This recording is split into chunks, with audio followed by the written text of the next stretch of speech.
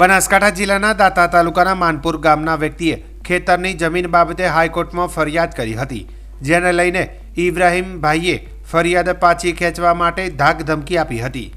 ફરિયાદીએ ફરિયાદ ન ખેંચતા ગઈ રાત્રે હિંસક હુમલો કર્યો હતો।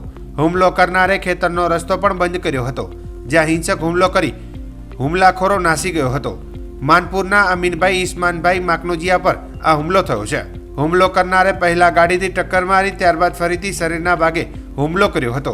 સમગ્ર મામલે દાંતા પોલીસને જાણ થતાં દાંતા પોલીસ ઘટના સ્થળે પહોંચી હતી અને વધુ તપાસ હાથ ધરી આગળની કાર્યવાહી કરવામાં આવી હતી। ઘટના બનતા ઘટના સ્થળે લોકોના ટોળે ટોળા એકઠા થયા હતા। તો મારવાવાળા કોણ હતા? ઇબ્રાહીમભાઈ વલાભાઈ મોકલું છે ખેડૂતવાળો। ખેડૂતવાળો હું નામ છે આખું એનું ભાઈનું? એને જમીનના મેટલમાં ચાલે છે। હા હાઈકોર્ટમાં કેસ, બરાબર એટલે એને એમ કીધું કે હાઈકોર્ટમાં કેસ પાછો ખેંચી લે, બરાબર નકર તને જીવતો મારી નાખી। બરાબર અને એ કેસના અંદર મારો હેતરનો રસ્તો બંધ કર્યો છે હા હા અને 2-3 વર્ષથી હેતર પડ્યો છે ને આંકડા ઊંઘ્યા છે। એ રસ્તો હાલતો નહીં, કૂવાનું પાણી હાલતો નહીં। એ હેતર હું વેચી મારું છું તો કોઈને વેચવા દેતો નહીં। તમે ક્યાં ગામના? હું માનપુરનો અમીનભાઈ ઇસ્માઇલભાઈ મોકલું છે। બરાબર મારવાવાળા કેટલા હતા?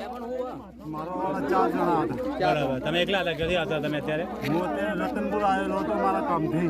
બરાબર એક વખત તો હાઈવે પર મને ટક્કર મારી, હા એટલે હું મારો જીવ બચાવવા ગામમાંથી નાઠો, એટલે સામેથી ગાડી આવીને ફરી ટક્કર મારી એટલે હું ઉતરીને નાઠો। માથા વાગ્યું તમારે? માથાને વાગ્યું, હાથ ખેંચતો